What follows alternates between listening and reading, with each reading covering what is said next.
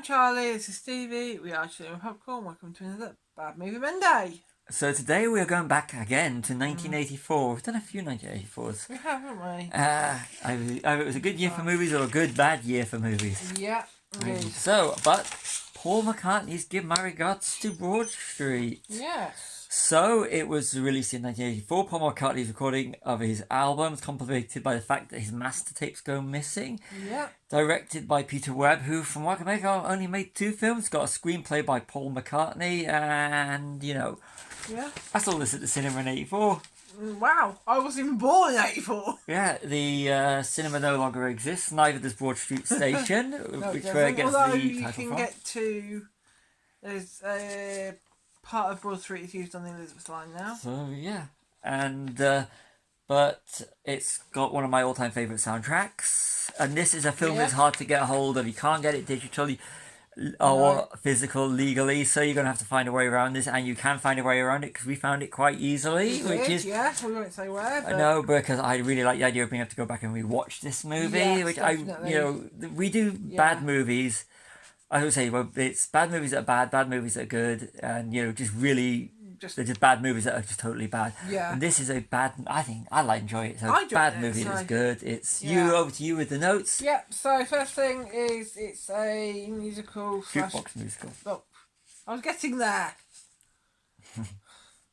It's a musical / jukebox musical because apart from one song, they're all pre-existing songs. Yep. No more than... So it's only one song that's...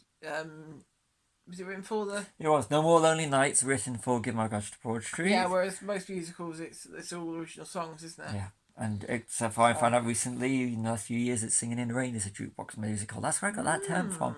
One of the documentaries on that. Because other than No More Lonely Nights, which was written for the film, and it's got Dave Gilmour on guitar, it's kind of funny how years and years later, when I started listening to Pink Floyd's, Yeah. And it's a jukebox musical and of Paul McCartney and Beatles songs, which is really good. Yeah, the soundtrack is really good. It's really good. If you like Paul McCartney and the Beatles, you'll like it. Yeah. So next thing is the screenplay was by Paul McCartney. Yeah, very basic screenplay. The story is mediocre at best. Yeah. It's all a daydream. And spoilers. Yeah. Spoilers are in effect. Paul McCartney can't act. He can't act. He really can't act. He's very sort of like, what's the word? Flat. Yeah. Isn't he? Yeah. He's a musician. He's one of the greatest musicians from arguably, possibly the greatest band of all time. Yeah. You may have your different opinion of that, but they are. Beatles are regarded as one of the major. And who do they have also in the movie? Ringo Starr. Starr, yes. And of course they bring their wife Barbara back, and the late great Linda McCartney. Yes. Yeah. So it's sort of like moving on to the next point. This film is all based around, like you said, a daydream where the master tapes of some of Paul McCartney's the album that he's recording, go missing. Yeah. And that shows the age, because nowadays it would be uploaded onto a secure cloud or encrypted, emailed out, or USB shipped or whatever. And it goes to show physical. It's nice to use saying physical music as a physical.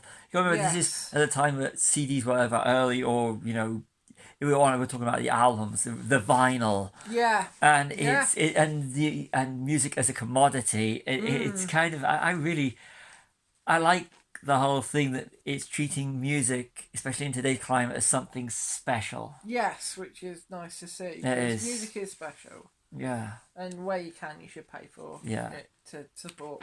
You think about it, you go out and buy a physical copy, the artist is getting more money than they would do via streaming, especially when you look at how much you have to even break all that down to the services and everything like that. This is not the video to go into for this, because this is Bad Movie Monday, and we're going to continue, because I could go on a major rant about this. You could do, yeah. I did notice some dodgy effects when he was speeding. Yeah. At the beginning. That was very dodgy. And the guys in suits are usually the bad guys. And they are always the bad guys, especially in movies like this, corporate. But you notice how in Paul McCartney's record office, you've got Nipper and the HMV and yes, logo in the background. In the boardroom, yeah. Traditional HMV logo. Love HMV. Yeah, we're not being sponsored by HMV. No, we actually love HMV stores. We do love HMV stores. Yeah. Anytime we go to London, we do try and go to HMV. We do. Or FOP if we get the opportunity. FOP, yeah. But yeah. Record stores, it's better to go in a record store and buy a physical copy than it is to. So this brings back all the memories, especially being and the whole London set to the backdrop of London. This is like I was born when this film was, but there are still landmarks in London that, very recognisable. And you see it, I mean, we got me towards the end, is because I only found out a few years ago how close I'd been all these years. Yeah. I found out a few years ago when I was visiting a James Bond filming location that I look across the river and there is Battersea Power Station, and you actually see Battersea's Power Station in '84. In all its former glory. Yeah. So it was really nice. So that really, and Dave Gilmour, as I said in the videos, provides the guitar on No More Lonely Nights, which gets a play towards the end in its entirety. But if you listen to all the way through the film, you've got little snippets of No More Lonely Nights. It's right from the start with the bass line. Yeah. That opens it with the neon, give my regards to Broad Street. I actually taught myself how to play that on bass. Wow, I actually had that actually opening out because I think it's such a cool bass line. I'm not going to play any or even hum it or anything like that because of copyright, because you know how they all have copyright. Yeah, so the album is estimated value of £5 to £6 million. Great British sterling pounds. So music had value back in the day. Yeah. And it's nice to see that, and It is. It really is. It's like the whole industry's going to go. The whole story is if they don't find the tapes, they lose everything because they got a loan out. And now publishing. That's where the money is. It's in publishing. But we won't go into the whole thing about that one right now. So I don't you notice the big boss's cars music. Number plate was music. Yep. With a gap between the S and the I. Yeah. But no numbers. It was just music. Yeah, I think we can get away with it. It's a movie. Yeah. Got Ringo Starr. We covered that one. Peace and Love. Yeah. Interesting, right? That interesting. When you watch it, find the movie. It's a bad movie, but it's so bad it's good. I've already spoiled the ending of this video. Yeah. But Ringo, the bit where they're rehearsing and Ringo can't find the drum. It's Paul says to Ringo. Ringo's ready to start drumming, and then he says, brushes. Yeah. So Ringo's searching around for his brushes to play. The Beatles songs. Then he finds them before he managed to get into Wanderlust, which was a Paul McCartney song, which is kind of cool. So you don't actually have Ringo playing on the Beatles songs. No, you don't. Unless they're apart from not recordings, if they have recordings of them playing. Elstree Studio in its prime. Yeah. You've probably stood in a lot of those. I've stood outside. 20 years ago, I stood outside when I went and watched a trilogy of films in Elstree in the little venue. Apparently, it's been called the venue. It was torn down. So I've actually stood outside there, and this is in the 90s where, I mean, we haven't been there in over about 30 years now, 29 years. Yeah. But to actually see Elstree Studios a year removed from, they would have been filming Indiana Jones and the Temple of Doom, because that would have been 83 for 84 release, because they filmed the Star Wars and Indiana Jones films, the most notable ones at Elstree, amongst many classics. But seeing Elstree where they on screen, the actual studio, and knowing how it was, and they're building it up again now. So that was nice. It's always nice when I watch it, because I always got a buzz. I remember getting a buzz in '84 watching it, knowing that, seeing that's where they filmed Star Wars. Yeah. In the ballroom dancing scene. Yeah.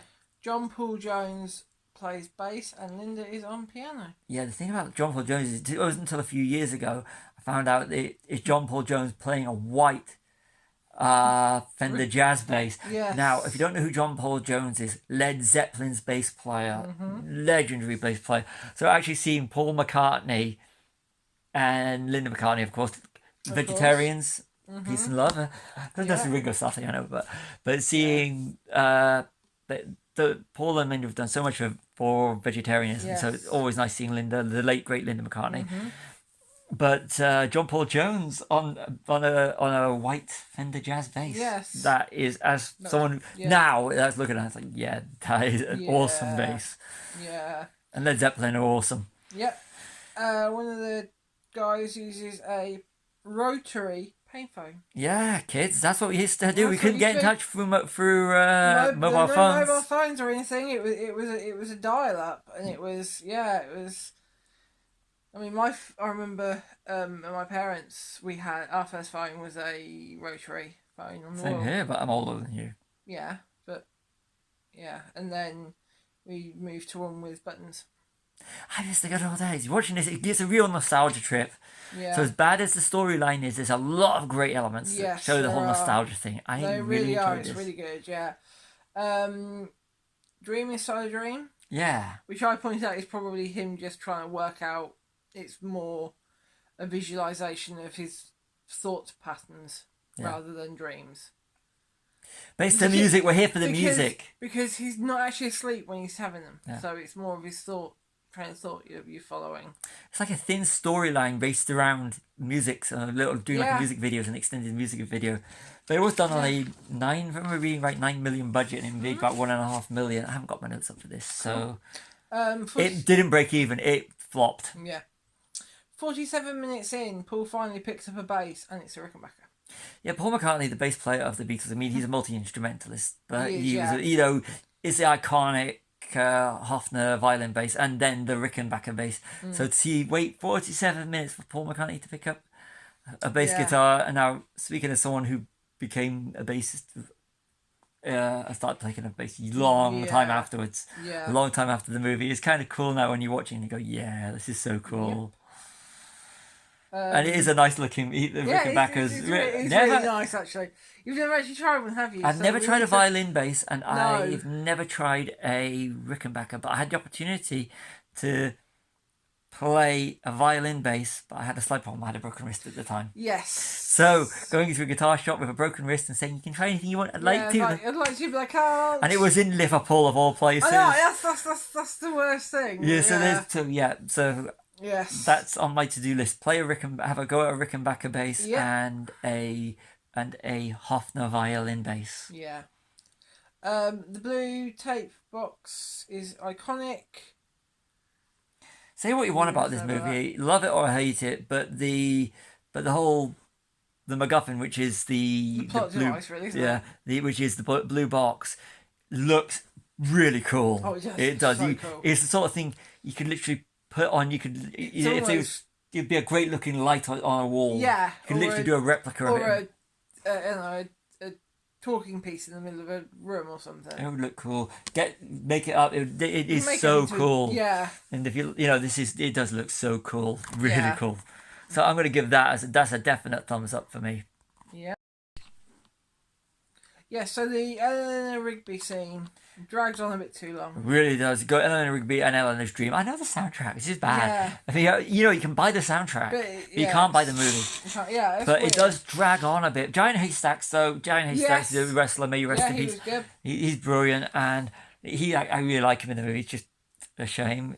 Shame with any of them that's passed away. And Linda, of course, the patron saint of, in my opinion, of vegetarianism. She did more for vegetarianism than anybody. Yeah. And animal rights and everything. Yeah. So her range of foods came out just as I turned vegetarian. Yeah. So and you still... I'm still vegetarian after 33 years. So but that Eleanor's Dream, that whole thing just dragged on and on and on. They could have nixed it a little bit. Yeah. So and then. I like Paul busking outside Leicester Square. Busking outside Leicester Square, and he actually did, didn't he? He did for the thing. I remember reading it at the time and seeing it at the time. It's kind of cool because if you love London, you get to see what London's like. Yeah. And if you visited London around that period, as I was doing when I was a really small kid, London is always a big thing if you're in the UK or in England, if you like that sort of thing. And I did. I love London. I still do love London when we can afford it. Definitely. But Yep. Continue. And then the blue tape case is found on Broad Street Station. No longer with us. Just abandoned, and now something like that would have been removed or destroyed as soon as it was discovered. Yeah. Because it was like the next day, wasn't it? Yeah.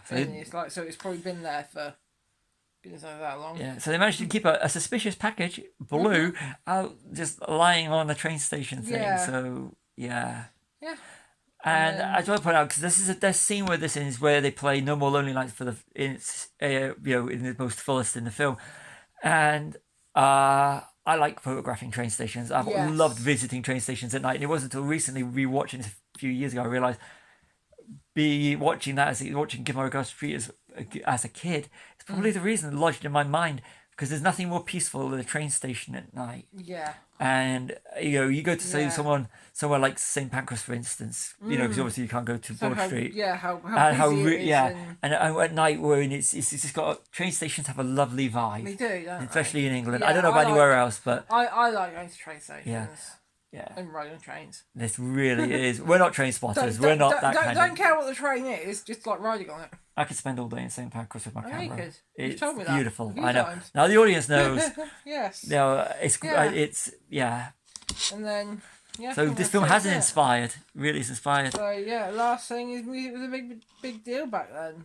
People would rather pay for a coffee than a physical copy of music now. You hear it all the time. People go, "Oh, I've got," you see people spending like £4 or £5 on just a coffee in Starbucks or Costa or wherever, but they begrudge paying out for real music. Yeah, and I want to say films as well. Yeah, and definitely films. People would rather go, "I've got a Fire Stick." I mean, we've had to watch this or I've got or it's chipped. Yeah. Or it's jailbroken used to be the old term. I really want a physical copy or a copy where I can go on to Google or iTunes or Amazon and go, yes, I can get hold of Give My Regards to Broad Street. I want extras. I want all of it for this movie. You want the trailers. You want the deleted scenes. I don't mind paying for it, because it's a lot of people put things into it. And that's why I like the fact that when they do things at the end, so you get to watch all this stuff at the end of movies now. Yeah. But I'm going to ask you one important question. Did you enjoy the music in this movie? I did, actually, yeah. Yeah, I'm not a massive Beatles fan or, that sort of genre, but yeah, I really enjoyed the film. I really enjoyed the music. So is this a bad movie? No. But you can see why it is considered a bad movie. I can see why people would think it's a bad movie, but for me, it's not a bad movie. What about you?